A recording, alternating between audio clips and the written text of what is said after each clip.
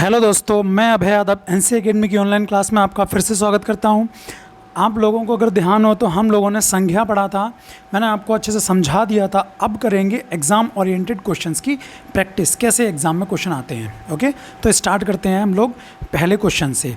पहला क्वेश्चन आपको दे रखा है, कवि किस संज्ञा भेद का शब्द है। तो सीधी सी बात है, जो कवि होता है वो कौन सा होता है, जातिवाचक संज्ञा। अगर उस कवि का नाम ले दिया जाएगा तो वो किस में पहुंच जाएगा, व्यक्तिवाचक में। इसका मतलब हमारा जो आंसर हो जाएगा वो कौन सा हो जाएगा, सी, जातिवाचक संज्ञा। ओके, अब हम लोग बढ़ते हैं अपने अगले क्वेश्चन की तरफ। जो हमारा अगला क्वेश्चन है वो लिख रखा है कि मुस्कुराहट किस प्रकार की संज्ञा का उदाहरण है। देखिए, मुस्कुराहट एक भाव है, तो सीधी सी बात है ये कौन सी संज्ञा हो जाएगी, ये आपकी हो जाएगी भाववाचक संज्ञा। तो दूसरे का ऑप्शन हो जाएगा ए, भाववाचक संज्ञा। अब देखिए अगला क्वेश्चन, नेक्स्ट क्वेश्चन लिख रखा है कि द्रव्यवाचक संज्ञा शराब को जातिवाचक संज्ञा में परिवर्तित करने से क्या शब्द बनता है।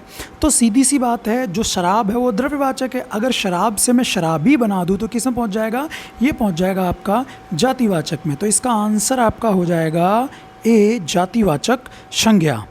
अगला क्वेश्चन देखिए, अगला क्वेश्चन है कि जिस संज्ञा से अनेक वस्तुओं अथवा प्राणियों के समूह का बोध होता है उसे क्या कहते हैं।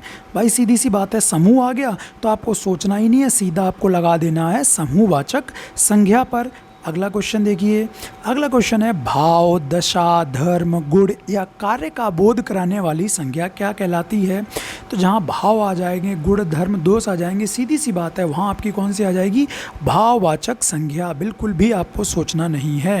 नेक्स्ट क्वेश्चन देखिए, लिख रखा है, बालपन किस संज्ञा का उदाहरण है। मैंने आपको क्या बताया था, हमारे जीवन की जितनी भी अवस्थाएं होती हैं वो सारी की सारी अवस्थाएं होती हैं किसमें, भाववाचक संज्ञा में। इसका मतलब इसका आंसर हो जाएगा बी, भाववाचक संज्ञा। अगला क्वेश्चन देखिए, अगला क्वेश्चन है कि कौन सा कथन सही नहीं है, सही नहीं है। तो आप देखिए, संज्ञा शब्द लिंग वचन के अनुसार परिवर्तित होता है। बिल्कुल, जैसे लड़का है, लड़का का लड़की कर दिया तो किस में परिवर्तन कर दिया, लिंग में। वचन, अगर लड़का का मैंने लड़के कर दिया तो किस में परिवर्तन हो गया, वचन में। तो ये तो सही है। संज्ञा शब्द अविकारी होते हैं ना भाई, जो संज्ञा होते हैं वो कैसे, विकारी होते हैं। विकारी का मतलब जिसमें परिवर्तन हो। अभी मैंने आपको करके दिखाया भाई, लिंग के अनुसार भी परिवर्तन होता है और वचन के अनुसार भी होता है। इसका मतलब इन्होंने गलत पूछा था, कौन सा सही नहीं है। तो कौन सा सही नहीं है, तो आंसर आपका सही नहीं है 20। ठीक है, तो अब बढ़ते हैं नेक्स्ट क्वेश्चन की ओर। लिख रखा है, भूकंप किस प्रकार की संज्ञा है। ध्यान रखना, मैंने आपको क्या बताया था, एक और अनेक के बारे में। जहाँ एक है वहाँ जातिवाचक, वो व्यक्तिवाचक है, और जहाँ अनेक है वहाँ जातिवाचक है। तो जो भूकंप है बहुत सारे होते हैं, सीधी सी बात है, अनेक पे आ गए, और जहाँ अनेक है वहाँ क्या है, जातिवाचक। इसका मतलब 8वें का आंसर हो जाएगा ए। अब बढ़ते हैं नेक्स्ट क्वेश्चन की तरफ। नेक्स्ट क्वेश्चन 9th में क्या है कि कौन सा द्रव्यवाचक संज्ञा है। तो सीधी सी बात है, जो पानी होता है वो क्या होता है, द्रव्य होता है, लिक्विड वाला आ जाता है। ठीक, तो ऑप्शन हो जाएगा आपका डी। इसमें आप परेशान ये मत होना कि जो वर्षा होती है वो द्रव्य, भाई वर्षा जो है वो जातिवाचक में पहुंच जाएगी, क्योंकि अनेक है। जैसे एक तो अपनी साधारण वर्षा होती है, एक अम्ल वर्षा होती है। जहां अनेक का बोध होगा वहां क्या पहुंच जाएगा, जातिवाचक पहुंच जाएगा। तो आप इसमें कंफ्यूज बिल्कुल ना होना। अगला क्वेश्चन देखिए, विजयदशमी कौन सी संज्ञा है। तो ऑब्वियस सी बात है, जो विजयदशमी है वो कौन सी है, व्यक्तिवाचक संज्ञा है। व्यक्तिवाचक संज्ञा है, क्यों, अगर मैं त्यौहार बोलूँगा तो वो जाति में जाएगा। अब मैंने नाम बोल दिया तो किस में पहुँच गया, व्यक्ति में पहुँच गया। तो परिवार किस संज्ञा का उदाहरण है। देखो, मैंने जो पढ़ाते टाइम आपको एग्जाम्पल भी थी, परिवार एक समूह का बोध कराता है, तो सीधी सी बात है ये क्या पहुँच जाएगा, समूहवाचक संज्ञा, यानी ऑप्शन नंबर डी। अगला क्वेश्चन देखिए, अगला क्वेश्चन है कि कौन सा भाववाचक संज्ञा नहीं है। तो भाई भाववाचक संज्ञा कौन सा नहीं है, क्रोध भाव है, लोभ भाव है, वीरता भाव है। इसका मतलब कौन सा रह गया, डी, श्रृंखला जो है वो भाववाचक संज्ञा नहीं है। नेक्स्ट क्वेश्चन देखिए, मोहन स्कूल जा रहा है, इस वाक्य में मोहन क्या है। तो मोहन भाई एक नाम है, और जो नाम होता है वो क्या होता है, व्यक्तिवाचक संज्ञा होता है। तो व्यक्ति आप देखिए कौन से ऑप्शन में मिल रहा है, सी ऑप्शन में। इसका मतलब इसका आंसर हो जाएगा सी, व्यक्तिवाचक संज्ञा। नेक्स्ट क्वेश्चन, आम में मिठास है, इस वाक्य में मिठास क्या है। देखिए, जब अब जैसे आम में मिठास जो है, वह जो मिठास होता है वो हकीकत में होता है भाववाचक संज्ञा। ठीक है, देखिए ऑप्शन भाववाचक संज्ञा किस में आ जाएगा, ये जातिवाचक है, समूहवाचक है, द्रव्यवाचक है। देखिए ऑप्शन इसमें मिस्टेक हो रहा है, दो बार जातिवाचक जातिवाचक आ गया, तो कहीं पर भी आप एक जगह भाववाचक संज्ञा कर लेंगे। ओके, गलती हो गई तो कोई दिक्कत नहीं है, ये आपका होगा कौन सा, भाववाचक संज्ञा। तो आपको ध्यान रखना है, ये सारे के सारे जो ऑप्शन हैं वो कैसे दे रखे हैं, गलत दे रखे हैं, मिसप्रिंट हुआ है, तो आप इससे परेशान नहीं होंगे। ठीक है, आपको कॉन्सेप्ट कंसेप्ट सीखना है। जो मिठास होता है वो कौन सा होता है, भाववाचक संज्ञा होता है, ध्यान रखना।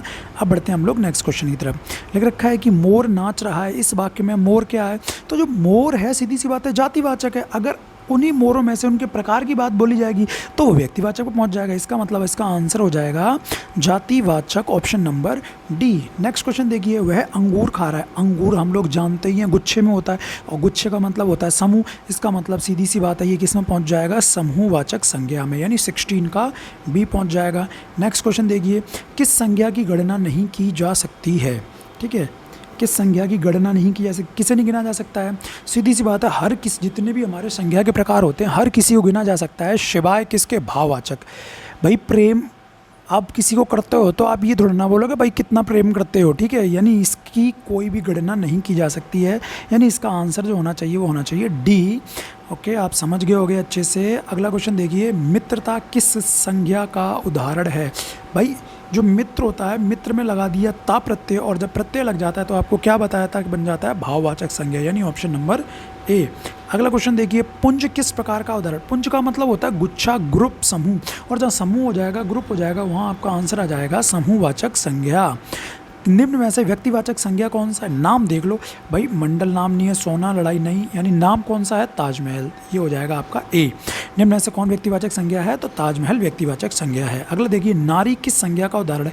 नारी जाति, अब उसी नारियों में से एक का नाम ले दिया जाए तो व्यक्ति हो जाएगा, फिलहाल जो नारी है वो क्या है, जातिवाचक संज्ञा, यानी option number B.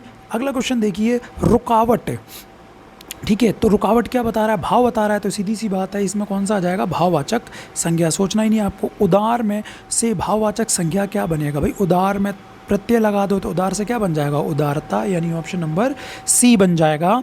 Next question देखिए, पीतल किस संज्ञा का उदाहरण है। मैंने आपको द्रव्यवाचक में पढ़ाया था, ठीक है, तो ये आपका ठोस में पहुंच जाता है, तो फिलहाल तो आपको इतना अंदर तक नहीं पूछा गया है, आप सीधा बोल दोगे द्रव्यवाचक संज्ञा है। लेकिन रखा है कि शिव किस संज्ञा का उदाहरण है।